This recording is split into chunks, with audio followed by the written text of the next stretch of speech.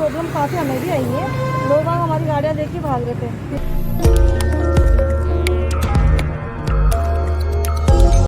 Corona की दूसरी लहर में शहरों के साथ ही अब गांव में भी पॉजिटिव मरीजों के मामले बढ़ते जा रहे हैं।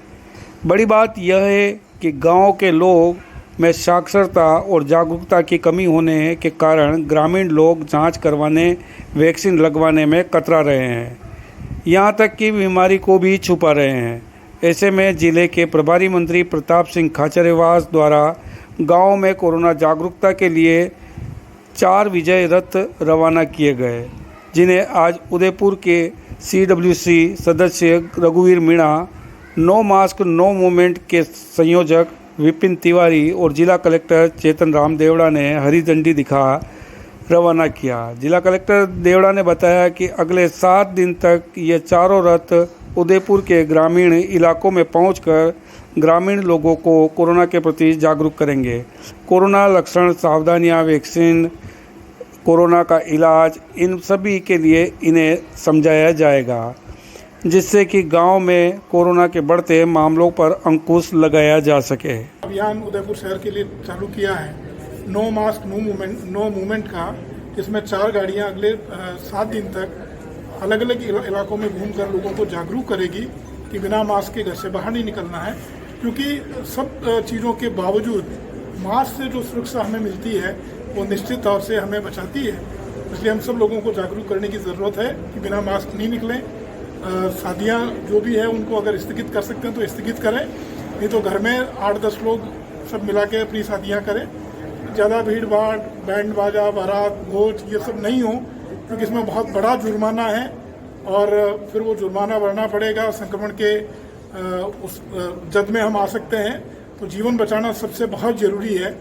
मैं उम्मीद करता हूं कि हम इस लॉकडाउन की पूरे ज़िले में प्रभावी तरीके से पालना करेंगे, स्वयं अनुशासित रहेंगे, लोगों को अनुशासित रहने के लिए प्रेरित करेंगे और इस संक्रमण को ज़िले में हम हरा के रहेंगे।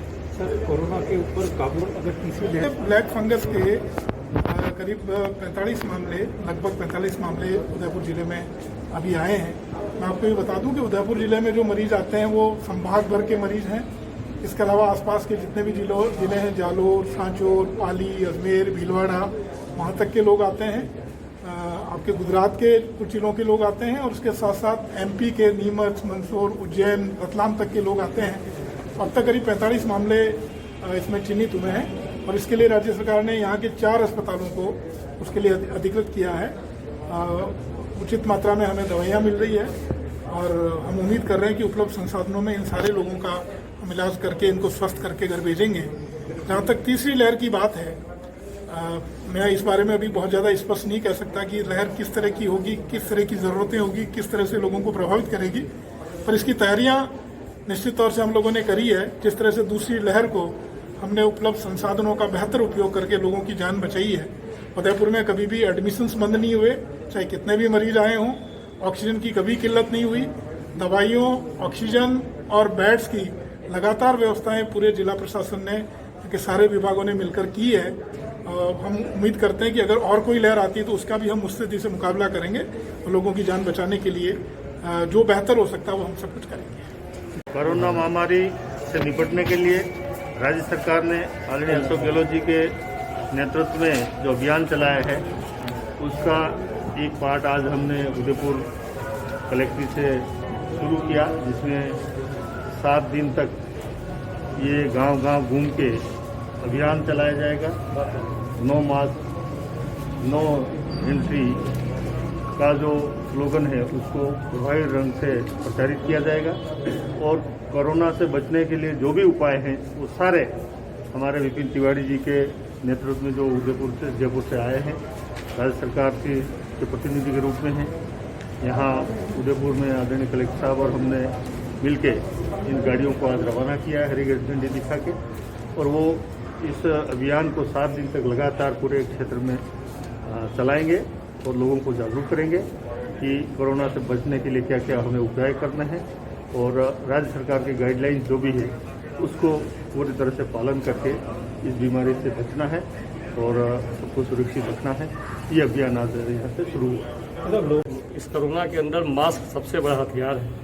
और मास्क से हम 100% कोरोना से बचाव कर सकते हैं। इसलिए सीएम साहब ने नो मास्क नो मूवमेंट का एक नारा दिया था।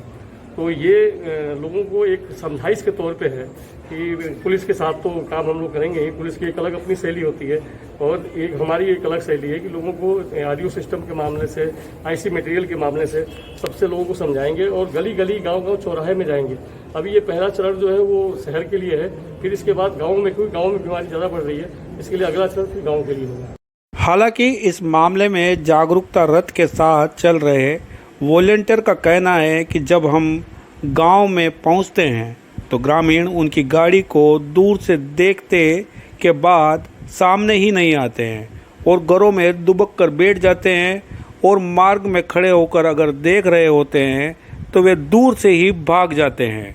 नहीं, अभी तक तो कुछ है नहीं, क्योंकि हमारे पास लिस्ट है सिटी एरिया के, कॉलोनियों के। अच्छा, उस हिसाब से हम भ्रमण करेंगे। सिटी एरिया या गांव? ये अभी मैंने देखा नहीं, हमारे पास लिस्ट है, आप देखेंगे तो ये भी जाएंगे, फिर वहाँ पर देखेंगे, शायद गांव के भी होंगे। कितने लोग आप टीम में? हम 4 वॉलंटियर हैं और 4 गाड़ियाँ।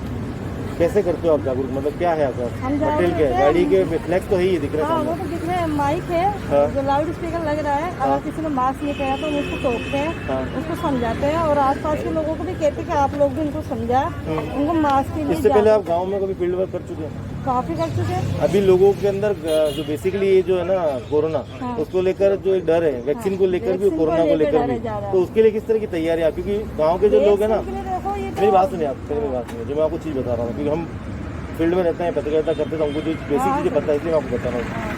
होता ये है कि गांव के जो लोग हैं वो डरे हुए हैं कि हमको पकड़ के और है ना ये इंजेक्शन लगा रहे हैं, और इसलिए कर रहे हैं कि जनसंख्या कम करने के लिए, है ना।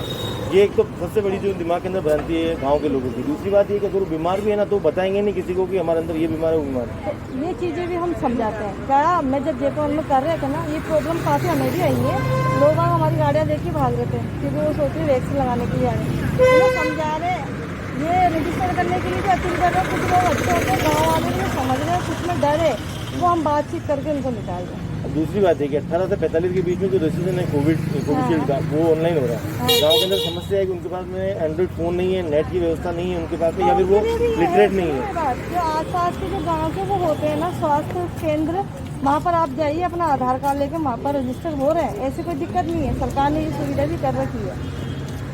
तो ये तो गांव वाले थोड़ा सहयोग करे तो हो सकता है। लेकिन हालात कभी अभी भी ऐसे कुछ है क्या कि 1.5 साल से इस तरह के एलिमेंट्स के माध्यम में सिर्फ प्रचार करना पड़ रहा है? तीसरा चरण शुरू होने वाला, इसमें ज्यादा प्रॉब्लम बच्चों को। चरण शुरू हो चुका है, डूंगरपुर के अंदर 500 बच्चे संक्रमित आ चुके हैं। वो जयपुर में अभी तक दौसा में भी आ चुके हैं। राजस्थान में नहीं खेला, तो अभी 1-2 जगह शुरू हो चुका है। नहीं हमारे